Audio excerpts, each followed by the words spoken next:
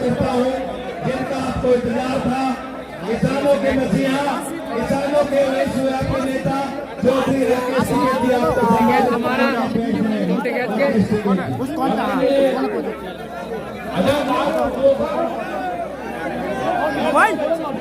काम की बात सुन लो, काम की नहीं काटेगा कोई भी। अरे बैठ जाओ, यहाँ पे बैठ जाओ, आप पर थोड़ा सा ठीक रहेगा, यहाँ पे बैठ जाओ, कुछ जल्द बैठ जाओ। ये मुझे वाले क्या कर रहे हैं, आप थोड़े कुछ बोलो, बैठ जाओ, नहीं बैठ जाओ, नहीं प्रेस वालों को रहने दो, आकर प्रेस वालों को जाओ, दे दो।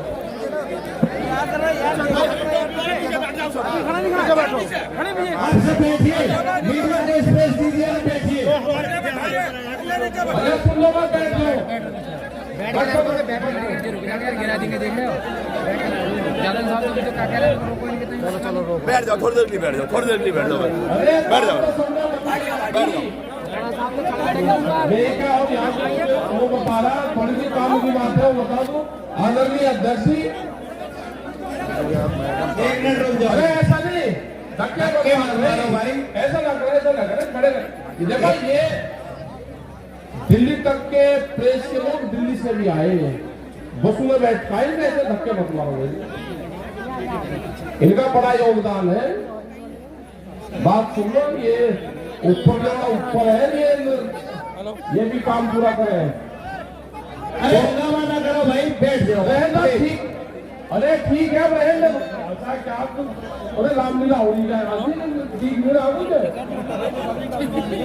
आदरणीय अध्यक्ष जी, किसानों, नौजवान साथियों, सभी जगह से जो पदाधिकारी आए, समस्त संयुक्त मोर्चे के लोग बहुत बड़ी संख्या में लखनऊ में आए। हरियाणा, पंजाब से बसने के लोग आए, उत्तर प्रदेश से बहुत जुलूस लोग यहाँ पे आए, और भिन्न भिन्न संगठनों के लोग। इस आंदोलन की एक खूबसूरती रही है कि इसने कभी किसी के झंडे से एतराज नहीं करा कि कोई कैसे झंडा लगा लो। ये जो रंग बिरंगे झंडे आपको दिखते हैं, एक साल में जो आपस का जो गठबंधन बना है, ये जो खूबसूरत गठबंधन बना है कि कोई कितने भी झंडे लगा लो, कोई किसी का भी झंडा पकड़ रखता है, क्योंकि सबके मुद्दे एक हैं। पहले हम दिल्ली में आंदोलन करते थे तो अलग अलग संगठन पे करते थे, अलग अलग बैनर पे करते थे, लेकिन जो आपके जो मसले हुए, जो भारत सरकार के खिलाफ एक आंदोलन चला, उसमें सब लोग एकजुटता ने दिखाई। एक साल लगा हमको अपनी भाषा में अपनी बात कही, लेकिन जो दिल्ली की चमकीली कोठरियों में बैठने वाले लोग थे, उनकी भाषा दूसरी थी। उस भाषा का ट्रांसलेट करने में, उनको समझाने में, जो कुछ लोग थे वे जो आते थे बातचीत करने,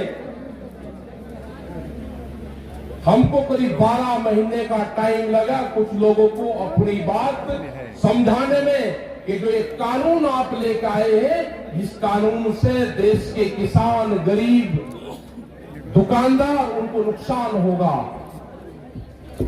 उनकी भाषा जब सर्वे करे तो उनकी जो समझ है, वो एक साल बाद में समझे कि इन कानूनों से नुकसान है। वे कानूनों ने वापसी लेने की घोषणा की, लेकिन कटाव के साथ में, जैसे कोई लड़ाई करके और फिर भागता है, गाली देता है या भागता जाता है कि आइए देखूंगा, आइए देखूंगा। मतलब बात तो करी, बात तो ठीक करी कि मैं वापसी ले रहा हूं, लेकिन उसके बाद में भी इन किसानों को भी बांटने का काम करा कि कुछ लोग, हम कुछ लोग हैं, हम कुछ लोगों को समझाने में नाकाम रहे, देश से माफी मांगते हैं। देश का प्रधानमंत्री न देश से माफी मांगे, न ये माफी मांगने से इन किसानों को फसलों के रेट मिलेंगे। इनको रेट मिलेंगे एमएसपी पे गारंटी कानून बनाने से। इन किसानों का भला होगा, इन मजदूरों का भला होगा, इन दुकानदारों का भला होगा। देश में पॉलिसी बनने से आप देश में एमएसपी की जो पॉलिसी है, क्योंकि ये कहते हैं कि एमएसपी पे हमने कमेटी बनाई, ये झूठ बोलते हैं देश के सामने। 2011 में जब ये नरेंद्र मोदी जब मुख्यमंत्री गुजरात के होते थे, एक फाइनेंशियल कमेटी बनी थी, उसके ये हेड थे, कई मुख्यमंत्रियों की वो कमेटी थी, और भारत सरकार ने मुख्यमंत्री को कहा था कि एमएसपी पे क्या करना चाहिए वो आप बताओ। तो उन्होंने अपनी रिपोर्ट दी थी कि एमएसपी पे गारंटी कानून बने। उस टाइम के प्रधानमंत्री डॉक्टर मनमोहन सिंह को अपनी रिपोर्ट पेश की थी उन्होंने। वो रिपोर्ट पीएमओ में रखी हुई है आज भी। हम तो वही चाहते हैं कि जिस कमेटी के आप अध्यक्ष रहे, उस कमेटी बनी हुई है, अब दूसरी कमेटी बनाने की देश को जरूरत नहीं है, और ना देश के पास में इतना टाइम है। आप स्पष्ट जवाब दो, आप अपनी ही बनाई हुई एमएसपी की कमेटी को जो प्रस्ताव है उसको आप लागू करते हो या नहीं करते हो? देश के सामने स्पष्ट जवाब देश के प्रधानमंत्री को देना होगा। राकेश के उसमें स्पष्ट जवाब है कि एमएसपी गारंटी कानून देश के किसानों के लिए बनना चाहिए। वो मिनिमम सपोर्ट प्राइस जिसका जो मैकेनिज्म है, जो बनाने का फार्मूला है, वो भी गलत है, लेकिन हमने वो भी बनना। इन्होंने अपने घोषणा पत्र में कहा कि हम स्वामीनाथन कमेटी की रिपोर्ट को लागू करेंगे। इन्हें देश की जनता के सामने झूठ बोल के वोट लिया, स्वामीनाथन कमेटी की रिपोर्ट को लागू नहीं करा। जो C2+50 वाला फार्मूला था वो देश को लागू नहीं करा। उसके हिसाब से गेहूं का भाव 3200 रुपया क्विंटल बैठता है। हमने कहा कि हमने अभी मार्केट का भी मांग नहीं कर रहे। मार्केट के हिसाब से 15,000 रुपए क्विंटल गेहूं का भाव बैठता है। अगर 1967 को आधार वर्ष माना जाए, 3 क्विंटल गेहूं में 1 तोला सोना आता था। आज भी 3 क्विंटल गेहूं में हमको 1 तोला सोना दे दो, आप इस तरह के 20 कानून भी ले आओगे, हम उन कानूनों का भी मुकाबला करेंगे। अब देश की जनता जाग चुकी है, आपको जवाब देना होगा। और ये देश के लोग भी समझ लें, ये जो नौजवान है ये भी समझ लें। यहाँ पे बहुत से आंदोलनकारी लोग आए, बहुत से हमारे नौजवान साथी आए, यहाँ पर बैठे हुए हैं, जो टीचर जो धरने पर बैठे हुए हैं, उन्होंने कहा कि हमारी भर्ती में धांधली करी गई। धांधली तो होगी, अब ये सरकारी नौकरियां नहीं देंगे, धांधली होगी। पूरे देश को प्राइवेट देंगे, प्राइवेट कंपनी का हाथ तो देंगे, ये धांधलियां होगी। अभी जो सरकारी एम्बुलेंस है उसके जो ड्राइवर थे वे आए कि हमको हटा दिया गया। उनने अगर मानदेय की बात करी तो उनको हटा दिया गया। पूरा देश प्राइवेट मंडी बनने जा रहा है। आपको जागना होगा। जो 2 करोड़ युवा रोजगार जिनको देने की बात करी थी, रोजगार की गारंटी देने की बात करी थी अपने घोषणा पत्र में 14 करोड़ नौजवान तैयार रहे। संघर्ष जारी रहेगा। भी संघर्ष विश्राम की घोषणा हमने नहीं करी। संघर्ष विश्राम की घोषणा भारत सरकार ने करी। हमने प्रस्ताव ठुकरा के, हमारे मसले बहुत हैं अभी।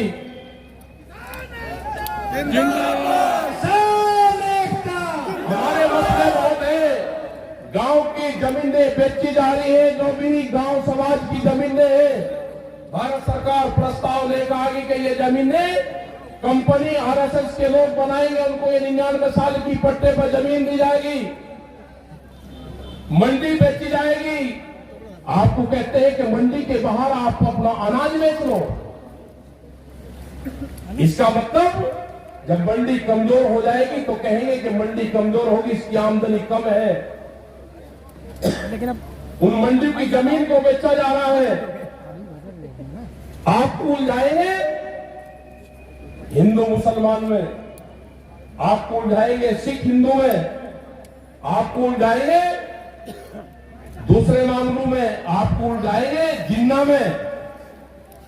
आप तो उसमें लगे रहे हैं। ये देश को बेचने का काम करेंगे, आपको हिंदू मुस्लिम और जिन्ना में उलझाने का काम करेंगे और ये देश बेचने का काम करेंगे। मैं प्रेस के लोगों से भी एक बात कहना चाहता हूं कि आप भी अपने स्कूल का नाम बता दो कि आपको भी कौन से स्कूल में ट्रेनिंग दी जाती है।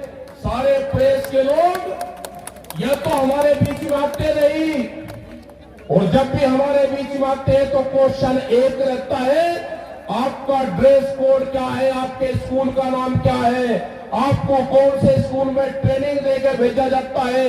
एक छोटे से बड़ा प्रेस के लोग एक क्वेश्चन साला कुछ नहीं करते। आज भी पिछले 3 दिन से ये कह रहे हैं कि सरकार ने कानून वापसी ले ली, आपको विश्वास नहीं है। हम कह रहे हैं कि हमारे मसले और भी हैं। एमएसपी पे गारंटी कानून, सीड बिल, पोल्यूशन वाला बिल, दूध की पॉलिसी, जो किसान हमारे शहीद हुए उनका क्या होगा। आंदोलन के चलते हुए एक मिनट रुक जाओ, हमारा नेता कैसा हो, कैसा हो, हमारा नेता कैसा हो क्या रहा है, हो क्या रहा। हमारे मसले तो दसियों हैं। दूध की पॉलिसी लेकर आ रहे हैं, उन्होंने कहा है कि 22 रुपया लीटर दूध हम गांव में बेचेंगे, बड़ी कंपनियां आके बेचेगी। उसी के साथ में बिजली अमेंडमेंट बिल लेकर आ रहे हैं, उसमें है कि किसी के पास में 2 पशु होंगे तो कमर्शियल कनेक्शन लेना पड़ेगा, तो दोनों का कनेक्शन मिलता है। दूध की पॉलिसी का और पशु को कैसे मारा जाएगा, दोनों का कनेक्शन एक है। ये खेती छीनने का प्लान है, इस पे आप लोग ध्यान रखना। हमारे मसले 3 नहीं है जो 17 कानून और पार्लियामेंट में आ रहे हैं, वो भी हमारे मसले हैं। सरकार या तो बातचीत कर ले, 16 माह की बातचीत कर ले सरकार, नहीं तो हम जाने वाले नहीं है। ये आंदोलन हमारा पूरे देश भर में चलेगा, हम उनकी खिलाफत पूरे देश भर में करेंगे। पूरा संयुक्त मोर्चे के लोग पूरे देश में मीटिंगें करेंगे। जिंदाबाद। जो आपकी कारगुजारी है वो बताएंगे हम, वो बताएंगे हम। आप नहीं मान लो कि आपके खिलाफ मूवमेंट चलेंगे, पूरे देश भर में आंदोलन चलेंगे। यही हाल पुलिस वालों का हुआ। पुलिस में 30-30 हजार रुपए में आप नौकरी करवाओगे 24-24 घंटे की। उनकी सैलरी भी बढ़नी चाहिए, एक टीचर के बराबर उनकी सैलरी होनी चाहिए। ये भी हमारे इश्यू है। हमारे बहुत से मामले हैं। किसान एकता करता है, किसान एकता करता है। ये चलती रहेगी, पूरे देश भर में मीटिंग हमारी चलती रहेगी। अजय टैनी की गिरफ्तारी ये प्रमुख मुद्दा हमारा है। और ये ध्यान से सुन लेना, वहां का प्रशासन ध्यान से सुन लेना। अगर अजय टैनी ने वहां पे मिल का उद्घाटन किया तो उस मिल पे गन्ना नहीं जाएगा, मिल का गन्ना जाएगा डीएम के ऑफिस में। मिल का गन्ना हमको कितना भी नुकसान झेलना पड़े, जो किसान संयुक्त मोर्चे के साथ में है, वो मिल का गन्ना डीएम के ऑफिस में जाएगा और डीएम के ऑफिस से गन्ना मिल में जाएगा। ये ध्यान से सुन लेना। किसान मजदूर ये बर्दाश्त नहीं करेगा किसान। और हम 7 तारीख के बाद में 3 दिन लखीमपुर खीरी में रहेंगे, उन शहीद परिवार से मिलेंगे, जो किसान हमारे जेल में गए उनसे मिलेंगे। ये हमारे 3 दिन के प्रोग्राम हम वहां पर रखेंगे। तो आप जाके प्रशासन पे तो विरोध नहीं करना, सिर्फ प्रशासन को कह दो कि टेली आएगा तो गन्ना डीएम के ऑफिस में लेके जाएंगे। संघर्ष होने दो, संघर्ष होने दो, आप जो भी होगा। मतलब उसको हीरो बनाना चाहते हो, कातिल से उसको हीरो बनाना चाहते हो, वो हीरो बनेगा, आगरा की जेल में बनवाएंगे उसको हीरो।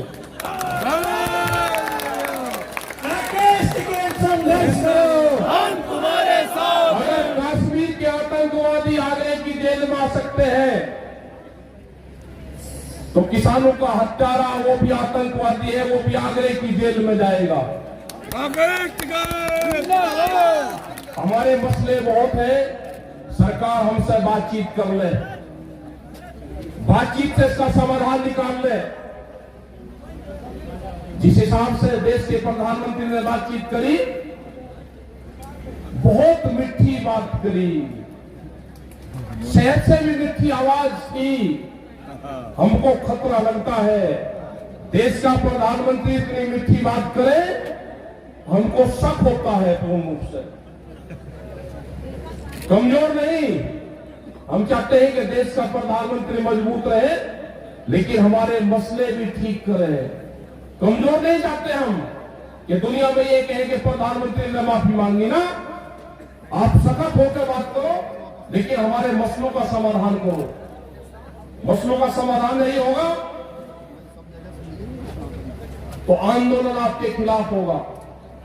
हमारे बॉर्डर पे आंदोलन है जो संयुक्त मोर्चे ने तय किया है। 29 तारीख तक के जो भी प्रोग्राम है, वे प्रोग्राम बादस्तूर हमारे जारी रहेंगे। जो ट्रैक्टर का प्रोग्राम है 26 तारीख को वहां पे 1 साल हो जाएगा, उसके प्रोग्राम है। 29 तारीख से 1000 लोग 60 ट्रैक्टरों में वहां से जाएंगे, वो हमारे मजबूत है। और हाउस के अंदर ये 29 तारीख से 2 या 3 तारीख तक ये कानून वापसी हो जाएंगे। एक जनता के बीच में अफवाह फैलाई जाएगी कि कानून वापसी ले लिए, किसान घर वापसी नहीं जा रहे। जो 20 कानून और लेकर आ रहे हैं उस पर बातचीत कर लो। ये जब संयुक्त मोर्चे की भारत सरकार की बातचीत होती थी, उसमें तय हुआ था कि जब कानून वापसी हो जाएंगे, एमएसपी पे गारंटी कानून बन जाएगा, ये धरना समाप्त हो जाएगा और उसके बाद में एक कमेटी बनेगी जो और मामलों पे कमेटी बातचीत करती रहेगी। आज भी ये बातचीत थी जनवरी की, दिसंबर की, लेकिन उसके बाद में 750 किसान शहीद हुए, उसका हर्जाना कौन देगा? जो मुकदमों का पर्चा है वो लेकर हम गांव नहीं जाना चाहते। हम इस आंदोलन का हिसाब किताब दिल्ली में ही निपटा कर जाना चाहते हैं।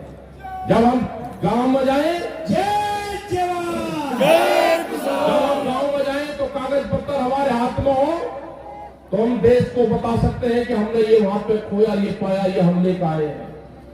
तो सरकार और एलआईयू के लोग यहां पे है, भारत सरकार को आज भी बता दो कि वो बातचीत के माध्यम से संयुक्त मोर्चे से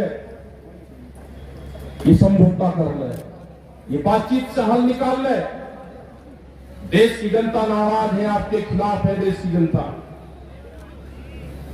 तो यही हमको कहना था, मैं मीडिया के भाइयों से भी कहना चाहता हूं कि आपसे हमको कोई एतराज नहीं है। मीडिया के जो साथी है वो हमारे साथ में है, लेकिन मीडिया हाउस हमारे साथ नहीं है। 2 चीज है, ये ध्यान से सुन लेना सब लोग। जो मीडिया के साथी कवर करने आते हैं वे हमारे साथ में इस मोर्चे के, लेकिन जहां से टेलीकास्ट होता है वो मीडिया हाउस आपके साथ नहीं है, क्योंकि कैमरा और कलम पे बंदूक का पहरा है। नहीं चलेगी, नहीं चलेगी। तो सब लोग का यहाँ पर धन्यवाद, जो भी लोग पंजाब हरियाणा से आए उनका धन्यवाद। हमारी भी तबियत गन्ने का तो है, उत्तर प्रदेश के खिलाफ यहाँ पर आए तो गन्ने का रेट भी कम है और गन्ने का करीब 4000 करोड़ रुपए से ज्यादा का बकाया है। उसमें भी आप ध्यान रखना उत्तर प्रदेश सरकार कि बिजली के रेट सबसे ज्यादा है। योगी जी ये भी ध्यान से सुन लेना, सबसे ज्यादा देश में रेट है बिजली के। गन्ने का रेट भी 25 रुपए बढ़ा है, 2 नंबर तीसरे पे आते हो आप। थर्ड क्लास पाए गन्ने के रेट बढ़ाने पे। एमएसपी पे कोई खरीद प्रदेश में नहीं है। फर्जी तरीके से किसानों के सस्ते दाम पे फसलें खरीदी जाती है और जो बड़ा उद्योगपति है वो महंगे दाम पे एमएसपी में बेचता है। यह आंदोलन जारी रहेगा, शांतिपूर्ण तरीके का आंदोलन चलाते रहो। अगली मीटिंग जहां पे होगी वहां पे बताते रहेंगे। अभी 29 तारीख तक के प्रोग्राम आपके पास में है। संयुक्त मोर्चे की फिर मीटिंग 27 तारीख में दिल्ली में है।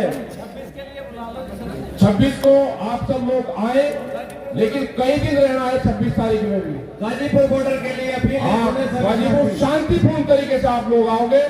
धन्यवाद। जय हिंद, जय भारत, जय आज की सभा अध्यक्ष जी की ओर से